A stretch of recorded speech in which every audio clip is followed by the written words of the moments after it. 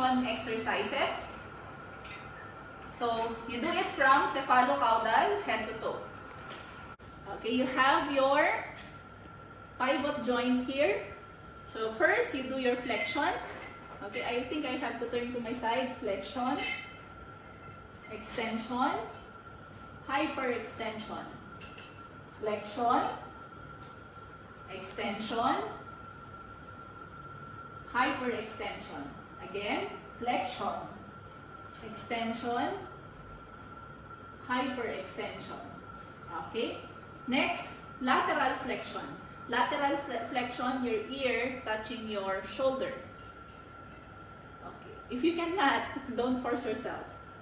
Okay, just the maximum. Okay, next, we have rotation. Okay, this is rotation. Rotation. Rotation. Rotation.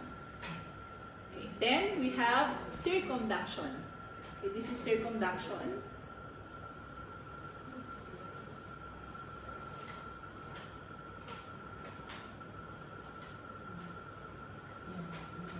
Okay. Let's move to your upper extremities. First, your shoulder. Okay, ball and socket joint. First, flexion, extension. Okay, I'll move to my side. Flexion, extension. Flexion, extension. Okay, next, abduction and adduction. Abduct is always away from the body. So, abduction, adduction. Abduction, adduction. Next, internal rotation and external rotation of the shoulders. Okay? This is the internal rotation, external rotation. Internal rotation, external rotation. Internal, external. Internal, external. If you can also do circumduction,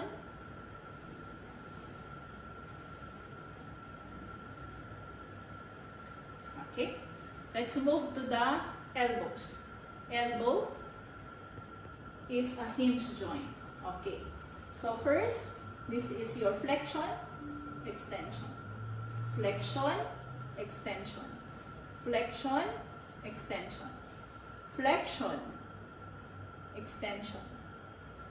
Okay, then we have pronation and supination. Okay, pronation, pronation, supination. Pronation, supination. Pronation, supination. Pronation, supination. Let's move to our wrist. Okay, so for the wrist, look at my wrist. Okay, this is extension, a line, straight. Extension, hyperextension, flexion.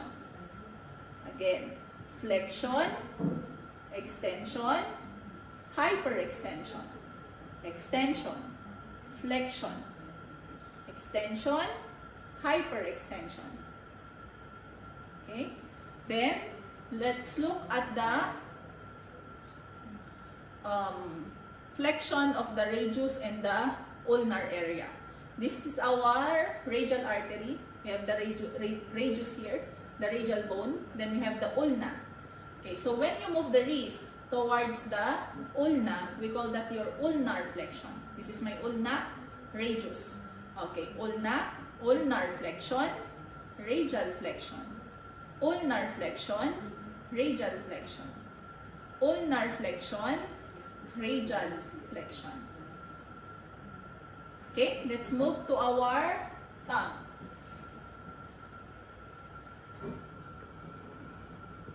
Thumb and our fingers. Okay, extension, flexion. Okay. I cannot see the light. It's glaring. Yeah, okay, this side. Okay. Extension, flexion, extension. Flexion, extension. Flexion, extension. Thumb, flexion, extension, flexion, extension, flexion, extension, flexion, extension. Okay? Let's do abduction and adduction of the fingers. Abduct, adduct. Abduct, adduct. Abduct, adduct. Abduct, adduct. Adduction, adduction. Okay? Okay. Then let's do opposition. Okay, opposition of the thumb and the little finger. Opposition. Okay, this is opposition. You can also do it for all the fingers.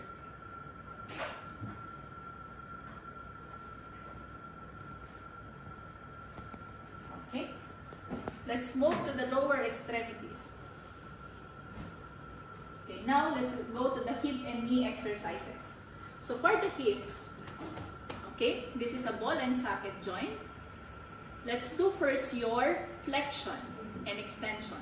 So this is flexion, extension, flexion, extension.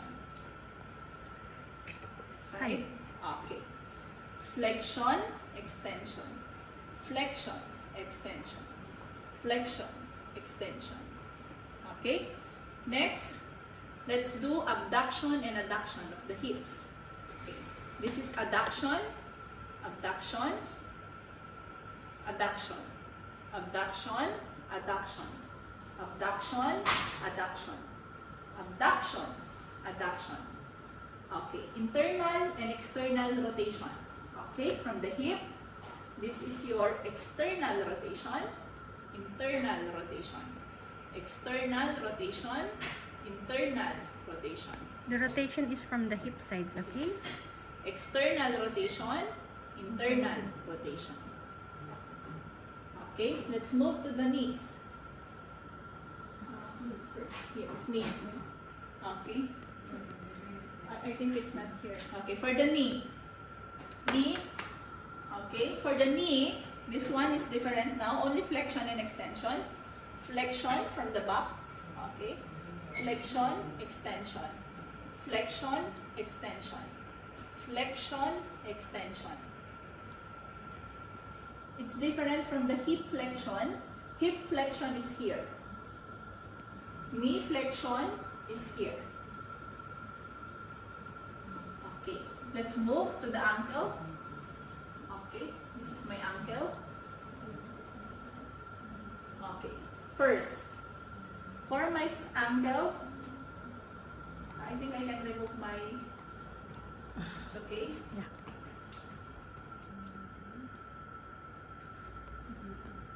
Okay. So first, for my ankle,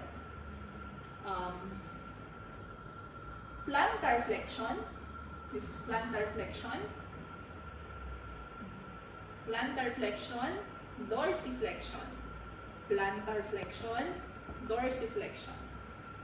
Okay, on this side, plantar going down, dorsi going up, dorsiflexion, plantar flexion, dorsiflexion.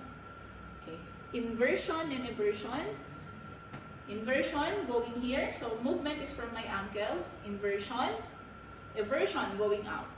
Inversion going in, eversion going out.